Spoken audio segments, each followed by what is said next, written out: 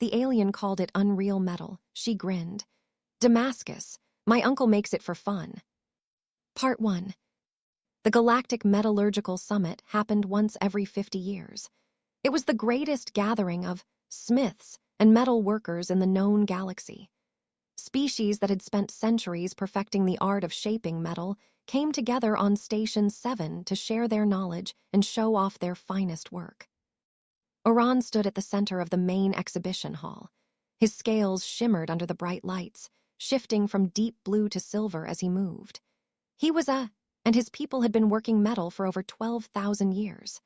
At 437 years old, Oran was considered one of the greatest living. He had spent his entire life studying the secrets of alloys and the mysteries of molecular bonding. Today, he would present his masterpiece.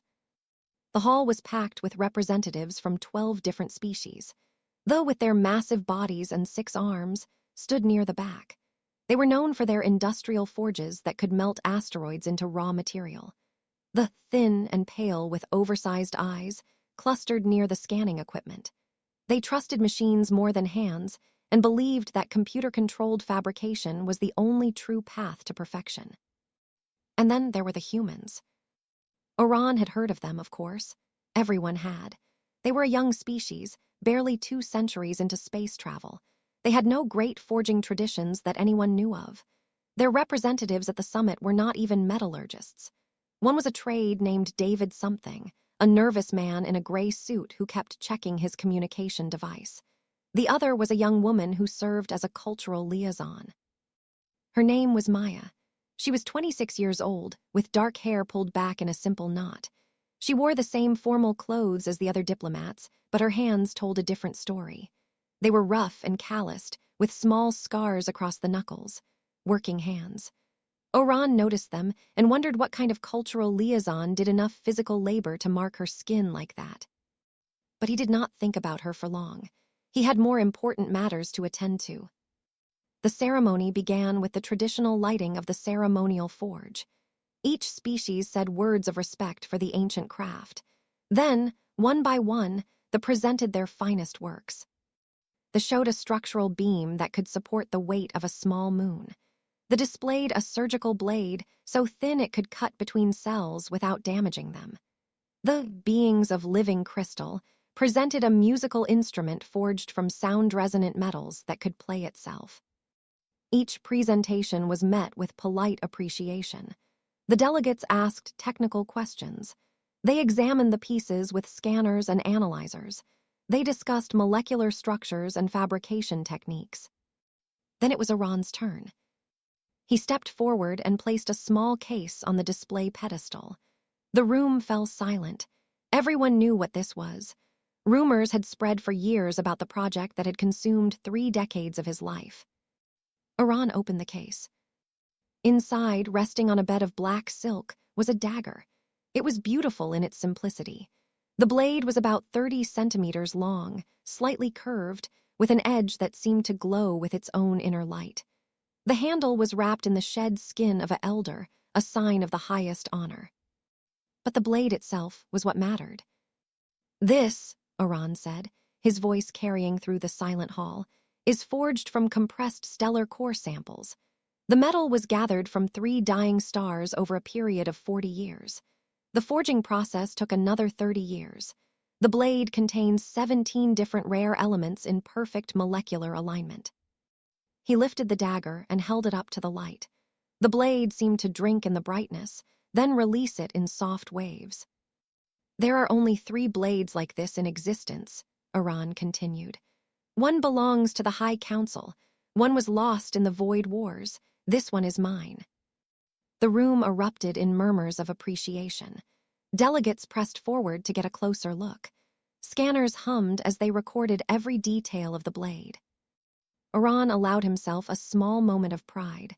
This was the culmination of his life's work. No other in the galaxy had achieved what he had achieved. The blade was perfect. It was the peak of metallurgical science. As was tradition, the blade was passed from delegate to delegate so each could examine it in person. They held it carefully in their massive hands. They ran it through their portable analyzers and nodded with respect. Even they who had no use for metal blades acknowledged the craftsmanship.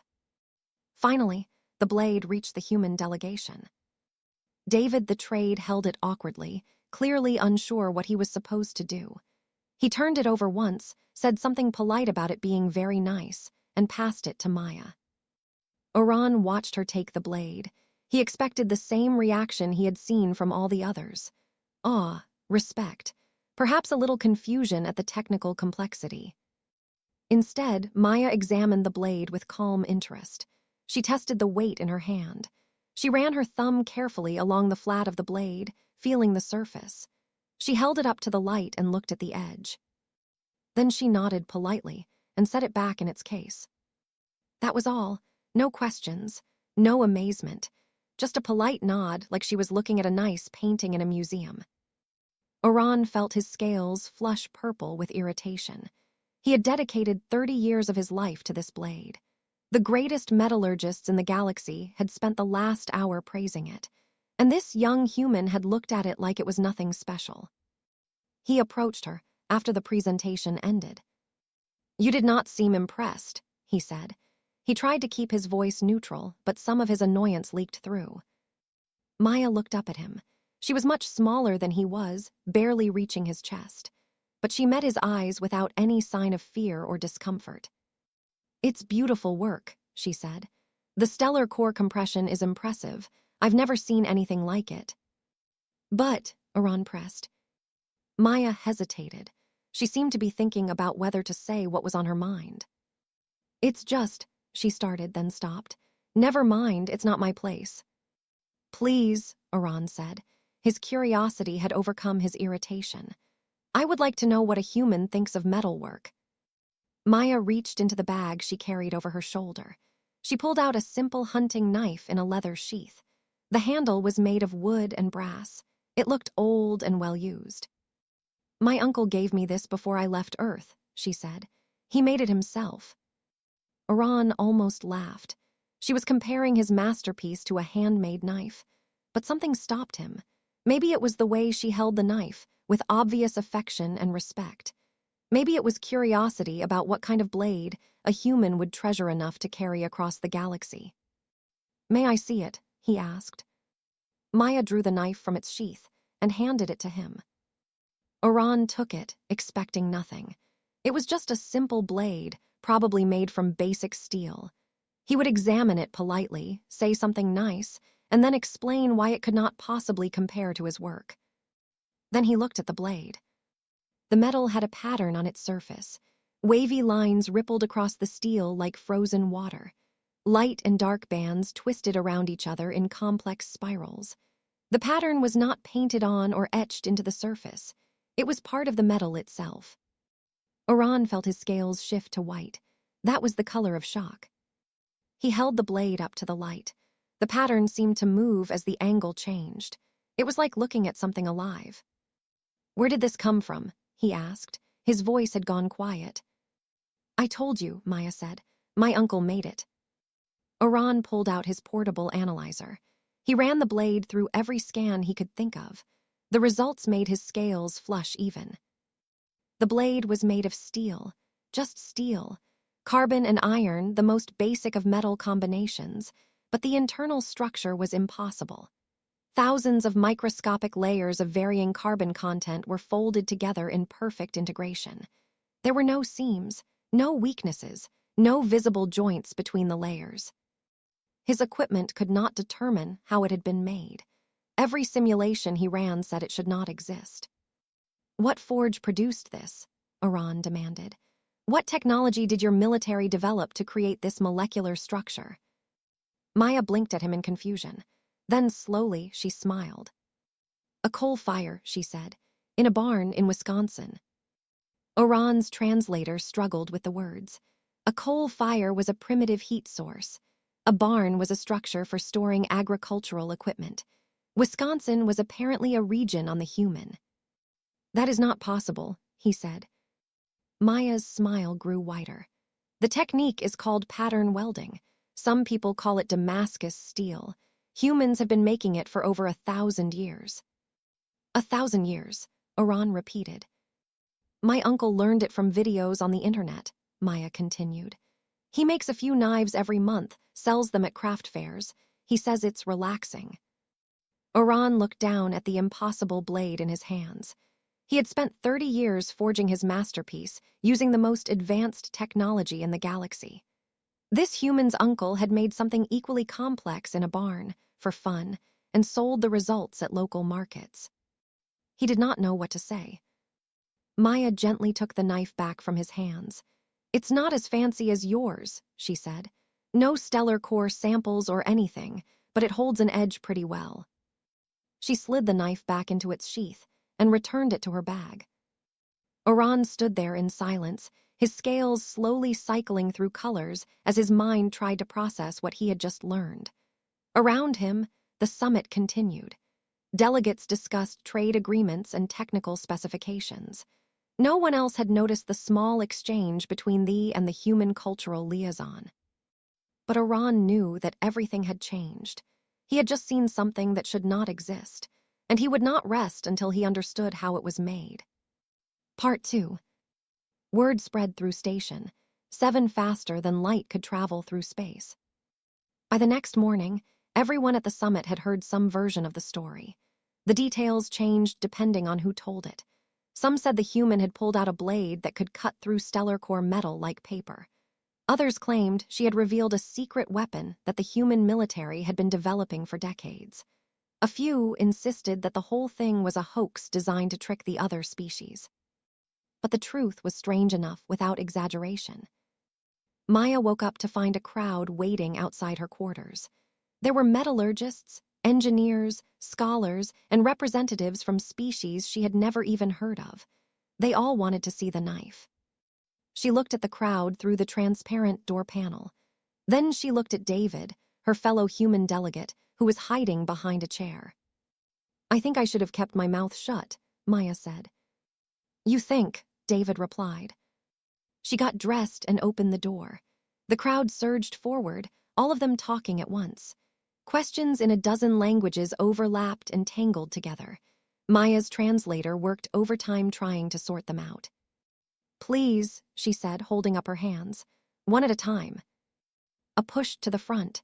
He was massive, nearly 3 meters tall, with rust-colored skin and 6 arms that ended in hands the size of dinner plates. His name was, and he was one of the most respected forge bosses in the collective. "We want to buy the blade," he said. His voice was deep enough to shake the walls. "Name your price, any price. The collective will pay it." Maya stared at him. "It's not for sale. It was a gift from my uncle." "Then tell us where to get another one," insisted. "We will send ships to this Wisconsin place. We will trade anything your people want." Before Maya could respond, a pushed forward. She was thin and pale, with huge dark eyes that took up half her face. Her name was Nine, and she was the head of the Technocracy's Materials Science Division. "Forget trading," Nine said. Her voice was sharp and cold. "We demand to know which human military installation developed this technology. This clearly violates the Galactic Arms Limitation Treaty." Maya felt a headache starting behind her eyes. "There is no military installation. My uncle made it in his garage." "Impossible," Nine snapped. "The molecular structure of that blade requires nanoscale fabrication. Only the most advanced facilities in the galaxy could produce such precise layering." "He uses a hammer," Maya said. This huge eyes somehow got even bigger. "A hammer. And fire, and steel, that's pretty much it." Nine turned to her colleagues and began speaking rapidly in a language Maya's translator could not handle. From their gestures and expressions, they clearly thought she was lying. The crowd pressed closer. More questions came from all directions. How long did the forging take? What temperature was required? What was the exact composition of the steel? Had humans developed a new form of molecular manipulation? Maya tried to answer as best she could, but she was not a metallurgist. She knew the basics of how Damascus steel was made because she had watched her uncle work many times. She knew it involved folding layers of different steel together and hammering them until they bonded. She knew it was an ancient technique that had been lost and rediscovered several times throughout human history. but she did not know the science behind it. She could not explain why the layers bonded the way they did. She could not describe the exact chemical processes that created the distinctive pattern on the blade. And that made everyone even more suspicious. Meanwhile, Oran had locked himself in his quarters and refused to come out. He had not slept since the previous night. His workstation was covered with readouts and simulations, all of them trying to explain how Maya's knife could exist. Every test confirmed what he had seen the day before.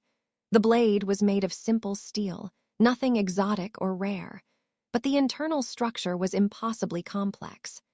Thousands of thin layers, each one slightly different in carbon content, were folded together without any visible seams or weak points. His simulations said it could not be done by hand.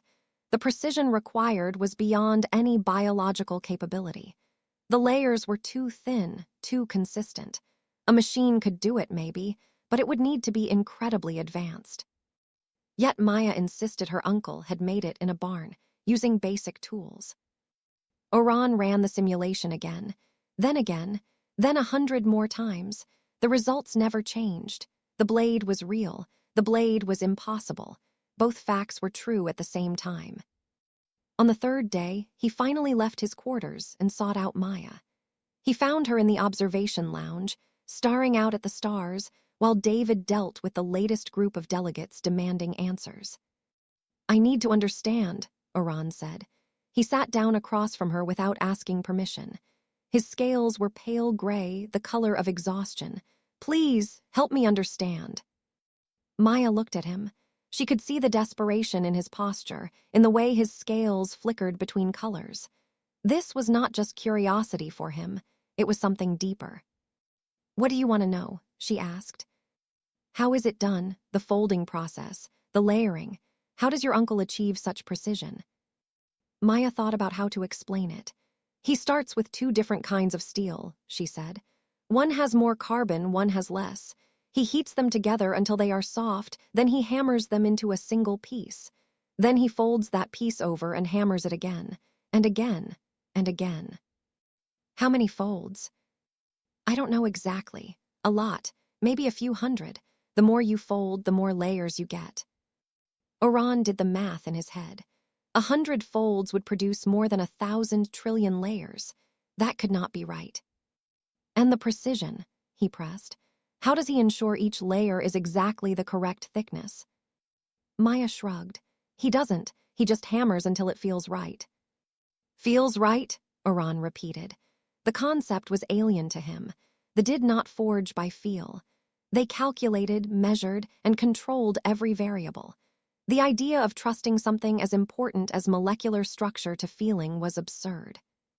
"Uncle says you can tell by the sound," Maya added. "And the color of the metal when it's hot. He's been doing it for 30 years. He just knows." Oran sat in silence for a long moment. His scales slowly shifted to deep purple, the color of deep thought. "This technique," he finally said, "how old is it?" "On Earth, humans have been doing pattern welding for at least 2,000 years, maybe longer. There are debates about the exact history." 2,000 years. Oran's voice was quiet. "Before you had electricity, before you had space travel, before you had computers." "Long before," Maya agreed. "People figured it out with just fire and muscle and a lot of trial and error." "And your uncle learned this from, what did you call it, videos?" "On the internet. There are thousands of people who do this as a hobby. They share techniques and tips online. Some of them are professional blacksmiths, but a lot are just regular people who think it's cool." Oran could not process this. They had spent developing forging technology. They had built machines that could manipulate matter at the atomic level. They had the most advanced metallurgical science in the galaxy. And humans had achieved similar results 2,000 years ago using fire and hammers. Not scientists, not engineers, regular people who thought it was cool. He stood up abruptly. "I must speak to the other delegates. This changes things." "Changes what things?" Maya asked. But Oran was already walking away, his scales flickering through a dozen colors as his mind raced. The next few days were chaos. The summit's scheduled presentations were forgotten as species after species demanded more information about human forging techniques. They sent an official request to establish a trade mission to Wisconsin. They launched a formal protest claiming humans were hiding military technology. They offered to exchange their most treasured musical compositions for a single Damascus steel blade. Maya found herself at the center of a diplomatic storm she had never expected. All she had done was show someone her uncle's knife. Now she was negotiating with aliens who thought humans had secretly developed technology beyond anything the galaxy had ever seen. The truth was much stranger than any conspiracy theory. Humans had not developed advanced nanofabrication. They had simply been doing this for so long, with so much practice and dedication, that they had achieved through pure skill what others required machines to accomplish. Oran understood this now, and it terrified him. Because if humans could create impossible blades in backyard forges, what else could they do? What other miracles had they performed with nothing but their hands and their stubborn refusal to accept that something could not be done? He needed to find out, and there was only one way to do that. He needed to go to Earth. He needed to see it for himself. On the final day of the summit, Oran approached Maya with a request. He wanted an introduction to her uncle. He wanted to learn the technique directly from someone who practiced it. Maya looked at him for a long moment. Then she smiled. "Uncle would love that," she said. "He's always happy to teach people. But I should warn you, his workshop is pretty basic. No fancy technology, just fire and steel and a lot of hard work." "That," Oran said, "is exactly what I need to see." He began making arrangements for the journey. It would take months to get permission from the council. It would cost nearly everything he had saved in his 4 centuries of life. Some of his colleagues thought he had gone insane. But Oran did not care. He had seen something impossible, and he would not rest until he understood how it was made. Earth was waiting for him. A barn in Wisconsin was waiting for him. And somewhere in that barn, a human named was probably making another impossible knife right now, just for fun. Part 3. The transport ship landed in a field outside a small town in Wisconsin. It was early autumn, and the trees had begun to change color. Red and gold leaves covered the ground like a carpet made of fire. Oran stepped out of the ship and stopped. He had seen many worlds in his long life. He had walked on planets made of crystal, visited moons with oceans of liquid metal, and studied in forges built inside the hearts of asteroids. But he had never seen anything quite like this. The air smelled strange, rich and thick, full of scents he could not identify. Living things grew everywhere, pushing up through the ground and hanging from the trees. Small creatures flew through the air on fragile wings. The sky was blue, not the deep purple of Prime, and a single yellow star hung in the middle of it like a torch. A group of local humans had gathered to watch the ship land. They kept their distance, staring at Oran with wide eyes. He supposed he must look strange to them. He was over 2 meters tall, covered in scales that shifted color with his mood, and he had arrived in a spacecraft from another star system. One of the humans, an older woman with gray hair, stepped forward. "You must be Maya's alien friend," she said. "She called ahead, said you wanted to meet." "Yes," Oran said. "I am Oran. I have come to learn." The woman smiled. "Well, come on then. It's in the barn. Fair warning, he's probably got music going. Man can't work without his classic rock." She led him down a dirt path toward a large wooden structure. As they got closer, Oran could hear strange sounds coming from inside. A rhythmic thumping beat mixed with high-pitched wailing and the clang of metal on metal. The barn door was open. Oran stepped inside and stopped again. The space was cluttered with tools and materials. Metal rods leaned against the walls. Hammers of various sizes hung from hooks. A large brick structure stood in the center, glowing with orange heat. The floor was covered in metal shavings and ash. And standing in front of the forge, holding a piece of red-hot metal with long tongs, was. He was not what Oran had expected, was in his 60s, with gray hair and a thick beard. He wore a leather apron over a faded t-shirt and jeans. His arms were thick with muscle, and his hands were and calloused from decades of work. He looked up when Oran entered and grinned. "So you're the alien smith Maya told me about," said. He set down his tongs and wiped his hands on his apron. 400 years old, huh? And you came all this way to watch me bang on metal." "I came to learn," Oran said. "I have spent my entire life studying metallurgy. I have forged blades from the cores of dying stars, but I cannot understand how your knife was made." Laughed. It was a warm sound, full of genuine amusement. "That little hunting knife, that's nothing special. I made it in about 6 hours. 6 hours, Oran repeated. The blade that had baffled the greatest metallurgists in the galaxy had been made in 6 hours. "Come on," said. "I'll show you how it's done. Fair warning, though, this isn't something you learn from watching. You gotta do it yourself to really understand." Over the next 3 weeks, Oran became's apprentice. It was the strangest experience of his long life.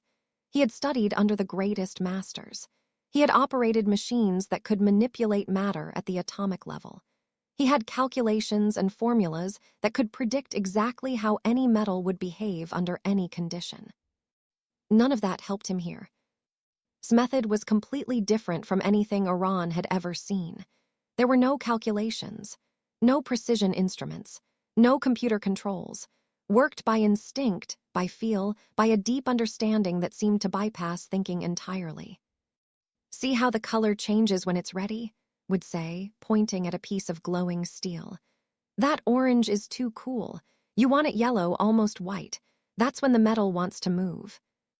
Oran stared at the metal. To his eyes, orange and yellow looked almost the same. His species did not perceive color the way humans did, but could see differences that were invisible to even the most advanced sensors. "Now watch the sparks," continued. He pulled the steel from the forge and held it over the anvil. "See how they fly? That tells you about the carbon content. Bright sparks mean more carbon. You want to keep that layer on the outside for the edge." He brought his hammer down with a loud clang. The metal flattened and spread. He hit it again and again, turning it slightly each time. In less than a minute, the shapeless lump had become a flat bar. "Your turn," said. Oran took the hammer. It was heavier than it looked, and the balance was different from any tool he had ever used. He struck the metal, trying to copy what had done. The blow was weak and awkward. The metal barely moved. "Put your whole body into it," said. "Not just your arm. You gotta feel the weight and let it fall naturally. Don't try to force it." Oran tried again, and again, and again. For the first week, everything he made was terrible. His folds were uneven. His layers did not bond properly. The metal cracked and split under his hammer. Every piece had to be thrown away and started over. Never got frustrated with him. He just smiled and showed Oran what he had done wrong, then demonstrated the correct technique again. "You're thinking too much," said one day. "You're trying to calculate everything in your head. That's not how this works. You gotta feel it." "How can I feel the molecular structure of steel?" Oran asked. "You can't, but you can feel the metal. The way it moves, the way it sounds, the way it pushes back against the hammer. After a while, your hands know what to do even when your brain doesn't." It was absurd. It was unscientific. It went against everything Oran had been taught in 4 centuries of training. But slowly, impossibly, he began to understand. By the second week, his folds were cleaner. The layers started to bond properly. He learned to read the color of the metal and know when it was ready. He learned to listen to the ring of the hammer and understand what it meant. Taught him while drinking beer and listening to something called Led Zeppelin. He told stories about his youth, about learning to forge from his own uncle, about the satisfaction of making something beautiful with his own hands. "I used to work in a factory," said one afternoon. "Ran machines that could stamp out 1,000 parts an hour. Perfect parts, every single one. But I never felt like I made any of them, you know. They came from the machine, not from me." He held up a Damascus blade he had just finished. The pattern on the surface swirled like smoke frozen in time. "This is different. This came from my hands, my fire, my hammer. Every blade is a little different because I'm different every day. That's what makes it real. Oran thought about his own masterpiece, the stellar core blade that had taken 30 years to forge. He had been so proud of it. It was perfect in every measurable way. But was it his?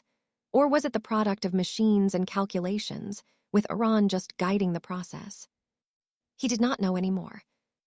On the final day of his apprenticeship, Oran forged a blade by himself.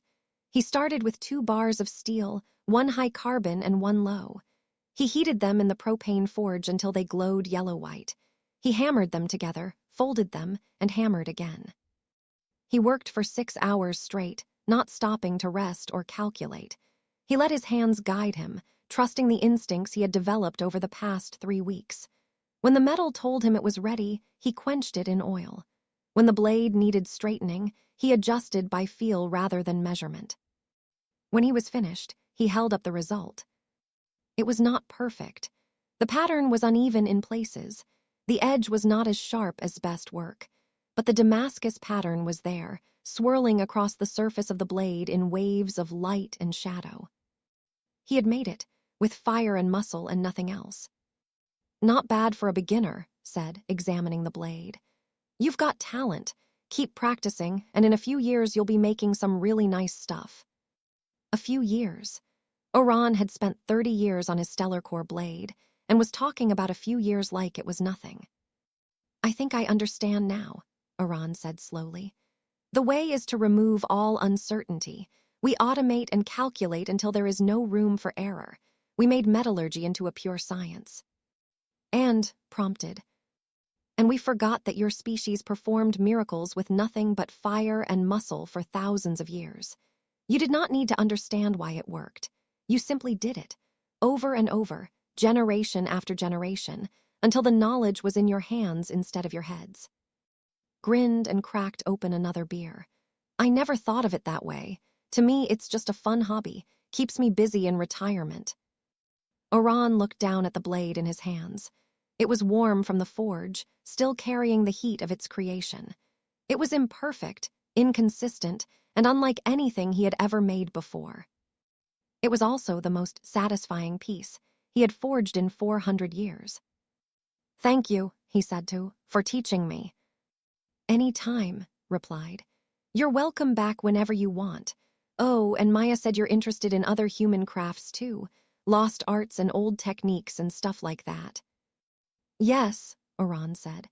"I want to understand how your species creates such things without advanced technology." Skrin widened. "Well, let me introduce you to some friends of mine. There's a guy down the road who makes pottery the old way, on a kick wheel, and a woman in town who weaves fabric on a loom her great-grandmother built. And I know a blacksmith in the next county who specializes in historical weapons." He clapped Oran on the shoulder with one hand. "Welcome to Earth, my friend. We've got a lot of lost arts to show you." Oran returned to space 3 months later with a full database of techniques, recordings, and samples. His report to the Metallurgical Council caused a sensation. Some called him a fraud. Others said he had lost his mind. But a few listened and wondered and began to ask questions of their own. Over the next decade, human craft traditions became the most studied subject in the galaxy. Species that had relied on machines for thousands of years began to rediscover the value of working with their hands. The Damascus steel technique spread to a dozen worlds, adapted for different metals and different biologies. And in a barn in Wisconsin, kept making knives. He never charged more than a few $100s for them. He never claimed to be anything special. He was just a man who liked to make things with fire and steel. And somehow, without meaning to, he had changed the galaxy.